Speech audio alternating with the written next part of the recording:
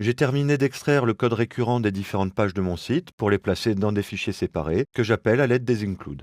Vous noterez ici une syntaxe légèrement différente de celle qu'on a déjà vue tout à l'heure, qui est une syntaxe sous forme d'opérateur.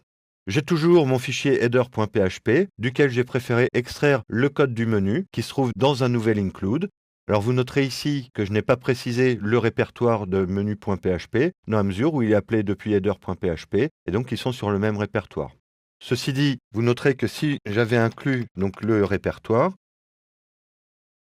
ça n'aurait pas particulièrement gêné PHP, qui aurait malgré tout retrouvé le fichier en question, puisque s'il ne trouve pas le fichier dans cette arborescence-là, il va essayer de la trouver à partir du fichier appelant, donc index.php, contact.php ou catalogue.php.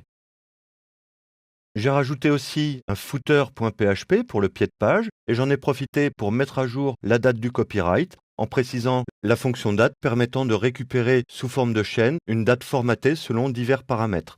Ici, le paramètre Y majuscule signifie que je souhaite récupérer l'année sur 4 chiffres. Alors vous pourrez trouver dans la documentation PHP tout ce qu'il faut savoir sur les différents formatages de la fonction date. Et donc là, on retrouve les différents opérateurs que l'on peut déterminer. Et ici, on retrouve le Y majuscule qui indique l'année sur 4 chiffres.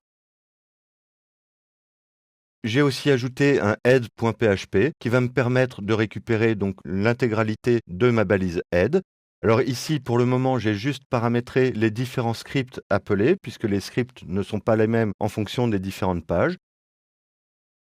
Donc sur chaque page, j'ai défini une variable $script qui est un tableau et qui rappelle les différents noms des scripts que je veux appeler. Donc ici fondu, ici formulaire et ici onglet et galerie. Et ensuite, donc dans mon head.php, je fais une boucle sur tous les éléments de ce tableau pour afficher le script en question, avec tout d'abord le script général qui est valable pour toutes les pages. Je vous avais aussi indiqué que le répertoire includes pouvait être accessible depuis Internet. Par exemple, ici, si je fais includes footer.php, j'accède bien au contenu du fichier footer.php. Alors pour parer à cela, et si vous en avez la possibilité, il est possible de placer les includes, donc les fichiers inclus, en dehors de l'arborescence du site. Par exemple, ici, dans mon répertoire WAMP, c'est-à-dire en dehors du répertoire 3W qui est la racine du site, j'ai créé un fichier connexion.php dont le contenu définit deux constantes, une constante mot de passe et une constante user. Et si dans mon fichier index.php, j'indique donc include point pour remonter d'un répertoire, donc là je me trouve sur le répertoire 3W, point pour remonter encore, je suis dans le répertoire WAMP, connexion.php, et ensuite echo user.mdp,